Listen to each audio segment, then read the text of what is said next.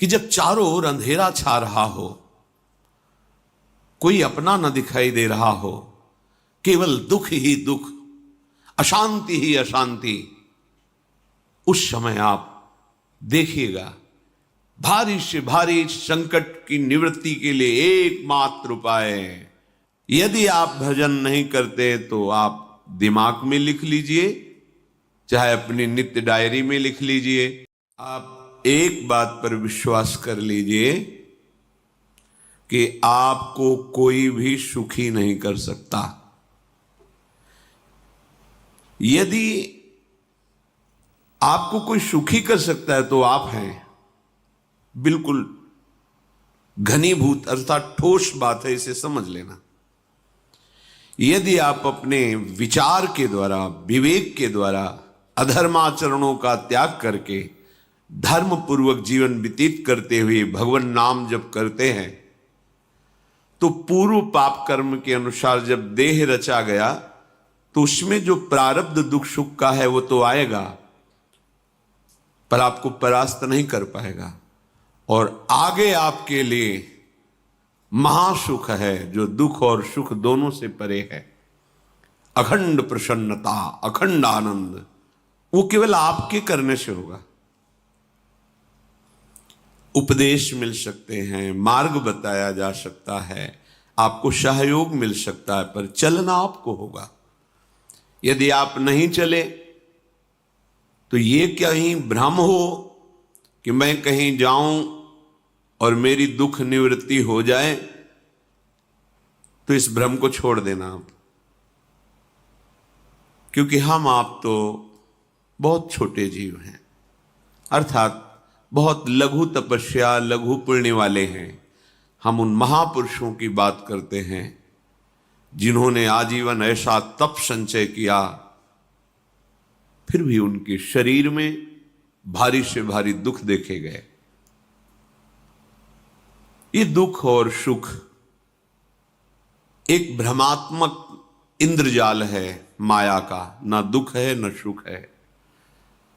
जैसे जो सपने सिर काटे कोई, बिन जागे दुख दूर न होई, ऐसे स्वप्न में तुम चक्रवर्ती सम्राट बन जाओ तो जगने पर तुम थोड़ी रहोगे, तुम जो हो वही होगे। हम भगवान के चिदानंद अंश हैं।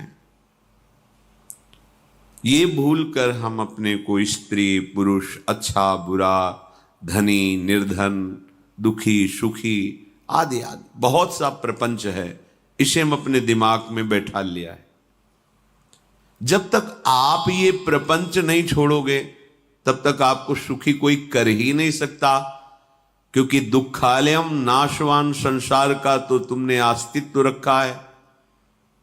अगर ये किसी के दूर करने से होता तो स्वयं जगत गुरु परब्रह्म परमात्म तत्व भगवान श्री कृष्ण सामने हैं और अर्जुन को कह रहे हैं, मात्रा स्पर्शास्तु कौन्तेय शीतोष्ण सुख दुखदा आगमा पायनो अनित्यास्ता स्थितिक्षस्व भारत।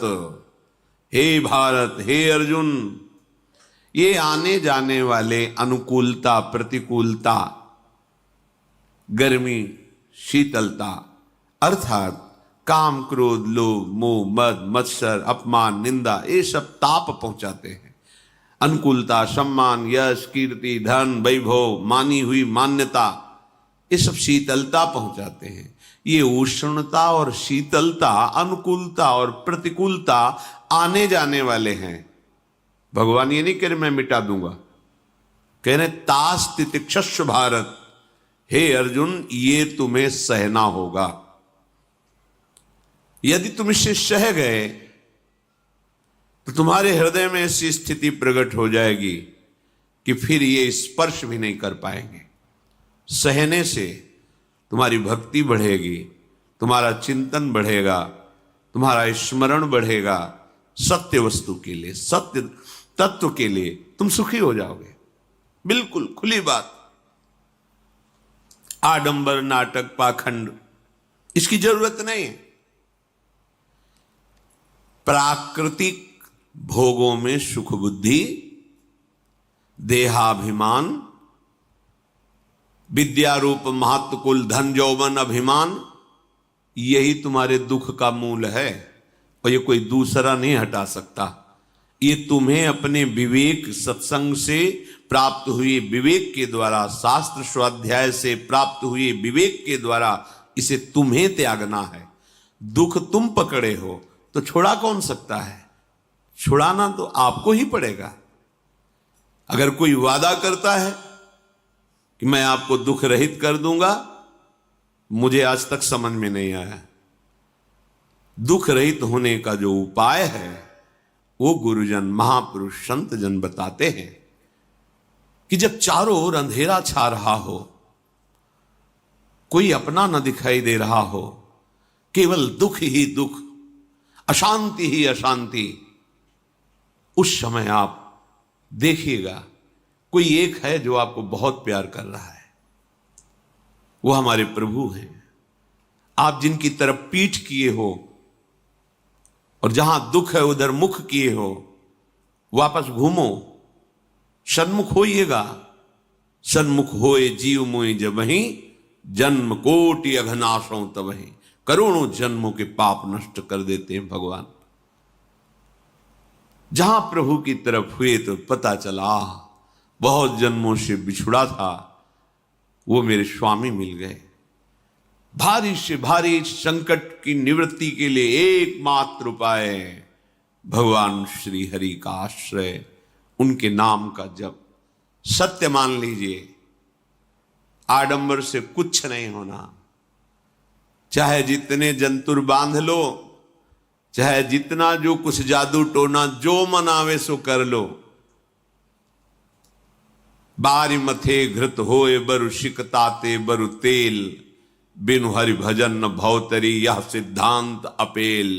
विनिश्चितम बदामि तेन अन्यथा वचांस में हरि भजन्ति। अटल बात है, यदि भजन नहीं करोगे तो तुम्हें कोई सुखी नहीं कर सकता। तात्कालिक आपको ऐसा लग सकता है मेरा काम बन गया, नहीं, वो तत्कालिक है। हमारा काम बनना तो तब होगा जब हमारा आवागमन मिट जाए, सदा सदा के लिए मुझे ऐसी वस्तु प्राप्त हो जाए कि जहां चाह ही खत्म हो गई, जहां दुख ही खत्म हो गया। वो हमारा स्वरूप है, वो हमारे आराध्य देव हैं। प्रार्थना मान लीजिए, भटकाव से बचिए। ये कलिकाल मलायतन मन कर देख विचार, श्री रघुनाथ नाम बिन नाहिन आन आधार। महापुरुषों ने स्पष्ट कहा है। ये मलायतन मल का आगार है। मल माने कामना, नाना प्रकार की वासना, भ्रष्ट आचरण, छल कपट, दंभ पाखंड, बोलबाला, इसका एकमात्र श्री भगवान का नाम आधार है। जो चाहत है नित्य सुख अरु मन को विश्राम, तो हित ध्रुव हित सो भजत रो पल पल श्यामा श्याम श्यामा श्याम श्यामा श्याम।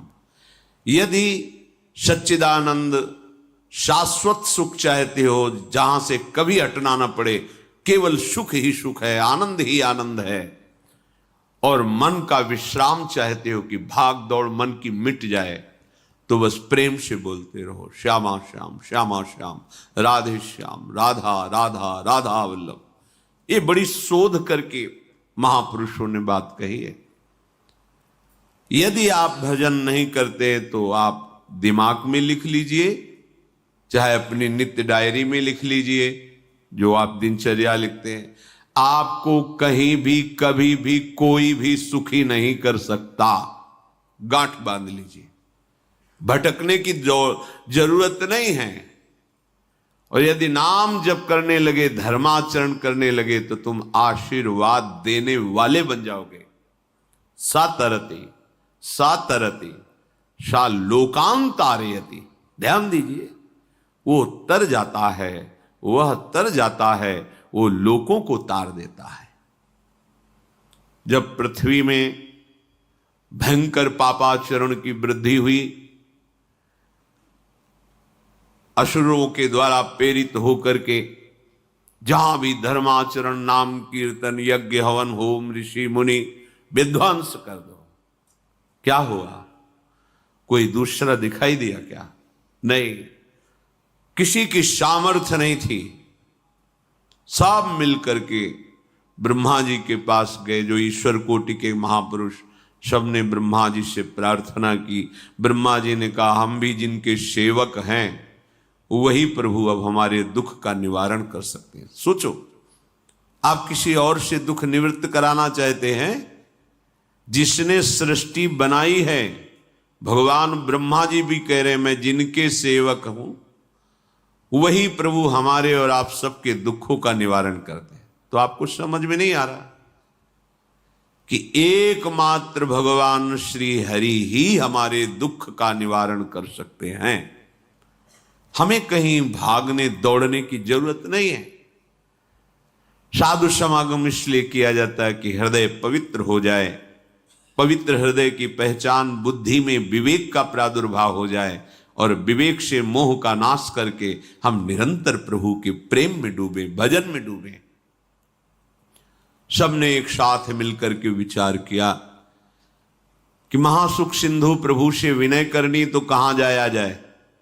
वैकुंठ चले, किसी ने कहा क्षीर सागर चले। अपनी अपनी भावना व्यक्त कर रहे थे। तेहि समाज गिरजा में रहेऊ, अवसर पाई वचन एक कहेऊ, हरि व्यापक सर्वत्र समाना, प्रेम ते प्रगट होई मैं जाना। हे गिरिजा, परम वैष्णवाचार्य भगवान महादेव जी कहते हैं, उस देव समुदाय में हम भी थे। हमने कहा कि हमारे तो हृदय में बात ऐसी आती है कि कहीं भागने की जरूरत नहीं है। हरि व्यापक सर्वत्र समाना, जैसे वो वैकुंठ में विराजमान है, क्षीर समुद्र में विराजमान है, ऐसे कण कण में विराजमान है। बस तुम प्रेम से पुकारो, जहां पुकारोगे वहीं प्रभु प्रकट हो जाएंगे। नाम बाणी जहां श्याम श्यामा तहां, नाम बाणी निकट श्याम श्यामा प्रगट। सिद्ध सिद्धांत है, भटकने की जरूरत नहीं।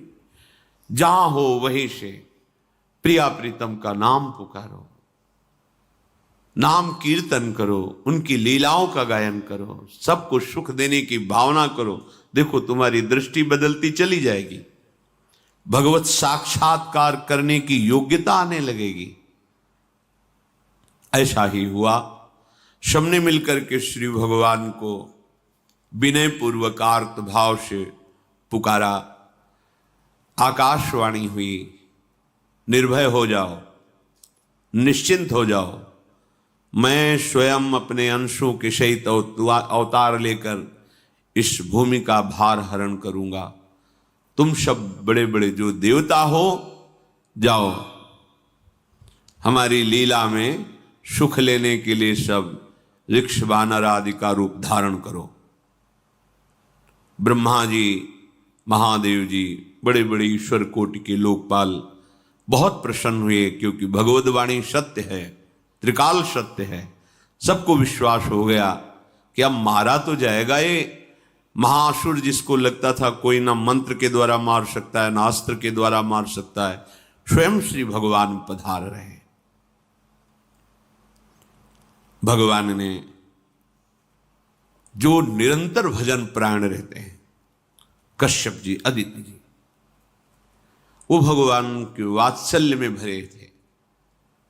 प्रभु जब प्रकट हुए तो उनसे कहा, मुझे आप जैसा पुत्र चाहिए। प्रभु ने कहा कि मेरे जैसा तो मैं ही हूं, अद्वितीय हूं, दूसरा कोई है नहीं, मैं ही अवतरित होऊंगा। भजन में देखो कितनी सामर्थ्य है। जगत पिता को पुत्र रूप में प्राप्त कर रहे हैं। वही चक्रवर्ती सम्राट अवधपुरी के नरेश महाराज दशरथ जी के रूप में, जिनके महामहिम अद्भुत सौभाग्य प्राप्त करने वाली तीन ये रानियां, श्री कौशल्या जी, श्री कैकेयी जी, श्री सुमित्रा जी। भगवान वशिष्ठ जी इनके गुरुदेव हैं। प्रायः बड़े बड़े महान जो राज्य पालक रहे, उनके ऊपर, राजा के ऊपर महाराजा विराजमान रहे। ऊपर से स्वर्गलोक आदि लोकों से भी ये शिक्षा मिली है। देवराजेंद्र तो भगवान बृहस्पति, दैत्यराज बलि तो भगवान शुक्राचार्य, जनक जी तो सदानंद जी महाराज, दशरथ जी तो वशिष्ठ जी महाराज। ऐसा था, क्योंकि जहां हमारा विवेक काम नहीं करता, वहां ये ब्रह्मबोध संपन्न महापुरुष तत्काल हमको संभालते हैं। महाराज दशरथ जी के हृदय में प्रबल लालसा हुई कि अब अवस्था व्यतीत होती जा रही है, पर जो गृहस्थ धर्म का परम लाभ है वो तो हुआ ही नहीं। वशिष्ठ जी के चरणों में प्रणाम करके कहा, भगवान एक ही बात की असंतुष्टता है, हमारे कोई पुत्र नहीं है। वशिष्ठ जी ध्यानस्थ हुए, ध्यान में देखा और उनका, तुम्हारा जैसा सौभाग्य अन्य का किसी का नहीं हो सकता। तुम्हारे यहां स्वयं सच्चिदानंद भगवान श्री हरि अपने अंशों के साथ अवतरित हो रहे हैं। श्रृंगी ऋषि को बुलाया गया, पुत्रेष्टि यज्ञ करी, उसमें साक्षात भगवान अग्निदेव प्रकट होकर के खीर दिया और कहा अपनी रानियों को पवा दीजिए। वशिष्ठ जी के आज्ञा के अनुसार उस खीर को 2 भाग में किया। प्रथम भाग श्री कौशल्या जी को दिया, जो दूसरा भाग था उसके 2 भाग किए, उसका 1 भाग कैकेयी जी को दिया। अब जो 1 भाग बचा उसके 2 भाग किए और वशिष्ठ जी की आज्ञा के अनुसार एक माता कौशल्या जी को, एक कैकेयी जी को दिया। उन्होंने अपने हाथ से सुमित्रा जी को दिया। तो सुमित्रा जी के गर्भ से लक्ष्मण और शत्रुघ्न, कौशल्या जी ने जो भाग दिया उससे लक्ष्मण जी प्रकट हुए, जो रामचरण अनुरागी, अद्भुत अद्भुत हरि प्रेमी। शत्रुघ्न जी भरत चरणों का आश्रय लिए हुए राम जी का सेवन करते हैं। बड़ा रहस्य है, कितनी मर्यादा है गुरु की आज्ञा से। जहां जैसा विधान होना चाहिए वैसा, तो उस बड़ा मंगल स्वरूप ये महामहिम जगत पावन करने वाली माताएं मानो अपने गर्भ में अखिल ब्रह्मांडों के स्वामी को धारण किए हुए हैं, जिनके गर्भ में अनंत ब्रह्मांड वास करते हैं, उन प्रभु को अपने गर्भ में धारण करने का अनुभव कर रहे हैं। महाराज दशरथ बहुत प्रसन्न है। ये जीवन का परम लाभ है। प्रभु हमारे कोई भी हो, माता पिता भाई बंधु सखा पति प्रीतम पुत्र, कुछ भी, ये तो ऐसे करुणा में कोई भाव रख लो और गाढ़ भाव कर लो तो आपको अनुभव कराने लगेंगे। जिस भाव से आप देखोगे कैसा सुख महाराज दशरथ जी को हो रहा होगा, जिनको गुरुदेव से पता है कि स्वयं भगवान पधार रहे। प्रतिपल इनके दर्शन करके कौशल्या जी, कैकेयी जी, सुमित्रा जी के प्रेम पुलकित रहते हैं। दशरथ जी, अहो भाग्य, साक्षात भगवान पधार रहे हैं। समय व्यतीत हुआ, जोग लगन गृह बार तिथि, सकल भये अनुकूल, चर अरु अचर हर्ष जुत, राम जन्म सुख मूल। ठीक योग लगन ग्रह वार तिथि सब अनुकूल हो गई। कब? जिसके हृदय में प्रभु का प्रकाश हो जाता है। जो प्रभु के भजन में रहता है तो योग लगन ग्रह वार तिथि नक्षत्र सब अनुकूल हो जाते हैं। जो पे कृष्ण चरण मन अर्पित, तो करी है का नवग्रह रंग।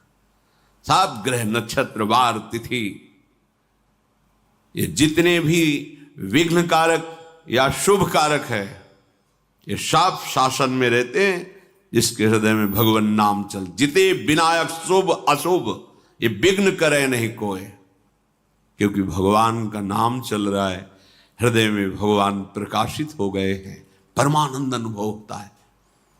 ऐसे भगवान जगत में प्रकट हो रहे हैं। ये तो कभी कभी अवतार होता है, पर ये अवतार होता ही रहता है। भगत के हृदय रूपी महल में अवतार होता रहता है।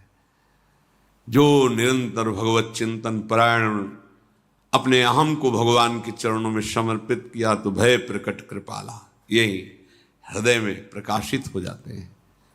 हृदय में ही दिव्य वृंदावन प्रिया प्रीतम दिव्य लीला। चैत्र का महीना, नवमी तिथि, शुक्ल पक्ष, अभिजीत मुहूर्त, ठीक दोपहर का समय 12 बजे सब लोगों को परमानंद प्रदान करने वाले प्रभु पधारे। शीतल मंद सुगंधित वायु बह रही है, देवताओं की दुंदुभियां बज रही, पुष्पों की वर्षा हो रही, बड़े बड़े ऋषि मुनि नृत्य कर उठे। जैसे साधना का फल मिलता है हृदय आनंद में, आज समस्त साधनाओं के फल स्वयं मंगल मूर्ति प्रभु पधार रहे। सब महात्माओं का, संतों का हृदय अलौकिक आनंद से भरा हुआ है। पृथ्वी जितनी दिव्यता है सब प्रकाशित कर दी। रस भरे फल, औषधियां, दिव्य मणियां, रत्न जो छुपाए हुए अपने गर्भ में थी, प्रभु आ रहे।